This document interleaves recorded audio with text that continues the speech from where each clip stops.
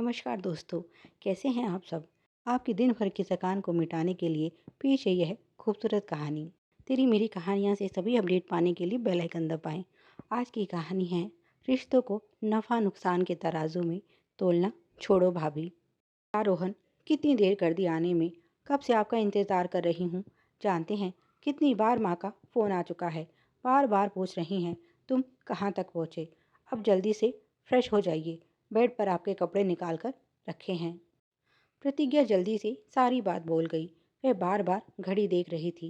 रोहन बोला, बस अभी तैयार होकर आया। आज प्रतिज्ञा के माता पिता की 45वीं शादी की सालगिरह की पार्टी है। बस उसी में जाने के लिए वह इतनी बेचैन है।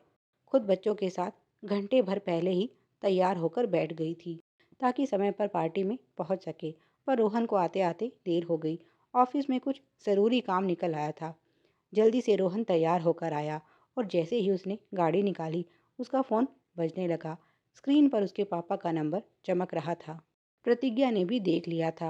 वह गुस्से में बोली, इन्हें भी यही समय मिला है फ़ोन करने का। यहाँ पहले ही देर हो रही है। तुम ड्राइव करो, बात मैं करती हूँ। वैसे तो उसे पता था कि क्या बात है। उसका अंदाज़ा बिल्कुल सही निकला। फ़ोन पर उसकी ननद शालिनी थी। शालिनी बोली, भाभी हम कुछ देर में वहाँ पहुँच रहे हैं। यह सुनकर प्रतिज्ञा के तन बदन में आग लग गई और वह गुस्से में बोली, यहाँ आने की कोई ज़रूरत नहीं है। हम घर पर नहीं हैं, बाहर हैं। शालिनी बोली, भाभी मैंने आपको कई बार फ़ोन किया और जब कोई रिस्पॉन्स नहीं मिला तो आपके पास मैसेज छोड़ा था। क्या आपको मेरा मैसेज नहीं मिला? प्रतिज्ञा ने मैसेज पढ़ लिया था। तभी तो उसे पता था कि आज ननद सास ससुर के साथ शाम को घर आने वाली है। तभी तो वह समय से पहले तैयार होकर बैठी थी। उसे डर था कहीं शालिनी ऐन वक्त पर टपक कर सारा प्रोग्राम ही चौपट ना कर दे। वैसे शालिनी के आने से प्रतिज्ञा को कोई समस्या नहीं थी। बस वह रिश्तों में नफ़ा नुकसान का कुछ ज़्यादा ही ख्याल रखती थी। उसकी पहले ही माँ से बात हो चुकी थी। माँ ने भाई पर जोर डालकर उसके लिए भी सोने की अंगूठी बनवाई थी और रोहन को चांदी का सिक्का मिलने वाला था। अगर आज नहीं गई तो उसका कितना नुकसान हो जाएगा। ननद का क्या है, आज नहीं तो कल मिलने आ जाएगी। वैसे भी उसके आने से सिर्फ खर्चा ही होता है। दोनों बातों को ठीक से सोचने पर उसे मायके जाने में ही फ़ायदा नज़र आया। ऊपर से ननद आएगी तो उसे भी कुछ ना कुछ तो ज़रूर देना होगा। अब इतना नुकसान प्रतिज्ञा सहन नहीं कर सकती थी। शालिनी के आने की बात सुनकर रोहन बोला, मैं गाड़ी घर की तरफ मोड़ लेता हूँ। प्रतिज्ञा गुस्से में बोली, कोई ज़रूरत नहीं है, वह नहीं आ रही। मैंने उसे समझा दिया है। और वैसे भी बहन कहाँ भागे जा रही है। आज नहीं तो कल मिलने आ जाएगी। अब मेरा ज़्यादा मूड खराब करने की ज़रूरत नहीं। पत्नी के तेवर देखकर रोहन भी चुप रह गया। उसने बिना शालिनी की पूरी बात सुने ही फ़ोन काट दिया। प्रतिज्ञा मन ही मन गुस्से से उबल रही थी। एक रोहन है जो बहन के लिए जान देने को भी तैयार रहता है। वह तो उसने रोहन की लगाम कस रखी है, नहीं तो बहन पर घर लौटा दे। एक उसका भाई है जिसकी बीवी के सामने आवाज़ नहीं निकलती। वह तो माता पिता जिंदा हैं। अगर वह ना होते तो उसकी भाभी उसे मायके फटकने भी ना दे। और एक वह है जिस कलेश से बचने के लिए वह सास ससुर से अलग होकर बैठी है। वह आज भी उसका पीछा नहीं छोड़ रहा। रोहन और शालिनी का प्यार देखकर उसे जलन होती थी कि उसे ऐसा भाई क्यों नहीं मिला।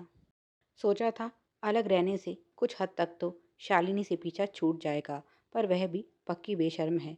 यहाँ माँ बाप का हाल चाल जानने के बहाने आती है और फिर भाई को लूट कर ले जाना तो निश्चित है।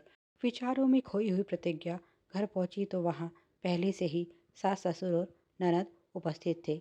रोहन तो बहन को देखकर बहुत खुश हो गया, पर प्रतिज्ञा के चेहरे के हाव भाव देखकर सास सब समझ गई। खाना खाने के बाद सब औरतें आपस में बैठी बातें कर रही थी तो प्रतिज्ञा की माँ ने अपनी बहू को कुछ काम से कमरे के बाहर भेजा और उसके बाद खुद भी कमरे से बाहर निकल गई। तब शालिनी बोली, भाभी अब तो आप समझ गई होगी मैं घर क्यों आ रही थी। पर आपने तो सोचा शालिनी फिर मुझे लूटने आ रही है, इसीलिए तो मेरी बात सुने बिना ही आपने फ़ोन काट दिया। उसकी बात सुनकर प्रतिज्ञा शर्मिंदा हुई तो शालिनी ने उसका हाथ अपने हाथ में लेकर कहा, भाभी आपको शर्मिंदा करना मेरा मकसद नहीं है। हम सब आपका स्वभाव अच्छे से जानते हैं। पर आप ही बताइए, आपके मायके में प्रोग्राम है और इस तरह हम सबका अलग अलग आना शोभा देता है क्या? भाभी, रिश्तों में नफ़ा नुकसान से ऊपर उठकर उन्हें दिल से निभाना सीखो। अब सास बोली, बहू तुम्हारी हरकत पर चलते तो हमें यहाँ आना ही नहीं चाहिए था, पर तुम्हारे माता पिता ने बड़े प्यार से निमंत्रण भिजवाया था, इसीलिए हम उनका आग्रह टाल नहीं सके। अगर तुम्हारी भाभी तुम्हारे साथ ऐसा करे तो तुम्हें कितना दुख होगा। मैंने तो मना भी कर दिया था। फिर शालिनी ने समझाया, माँ, भाभी की नादानी के कारण हम परिवार की खुशियों से वंचित क्यों रहे? तभी प्रतिज्ञा की माँ ने प्रवेश किया और वह बोली, तुमने बिल्कुल सही कहा बिटिया, काश तुम्हारी जैसी समझदारी मेरी बेटी में भी होती। प्रतिज्ञा बेटी, बांटने से खुशियाँ दोगुनी और गम आधे हो जाते हैं। कुछ सीखो अपनी ननद से, क्योंकि तुम्हें भी अपनी भाभी के साथ आगे रिश्ता निभाना है। वह तो नहीं बदलेगी, तुम ही खुद को थोड़ा बदल लो। पैसा अपनों से बढ़कर नहीं होता। सबकी बात सुनकर प्रतिज्ञा ने मजाकिया अंदाज में अपने कान पकड़कर सबसे माफ़ी मांगी तो प्रतिज्ञा की माँ बोली, लगता है आगे से मेरी पगली बेटी रिश्तों को दिल से निभाना सीख जाएगी। और कमरे में चारों तरफ हंसी फैल गई। प्यारे दोस्तों, कहानी पसंद आई हो तो please like, share and comment. इसी तरह की और भी मज़ेदार कहानियाँ पाने के लिए तेरी मेरी कहानियाँ को ज़रूर सब्सक्राइब करें। Thanks for watching.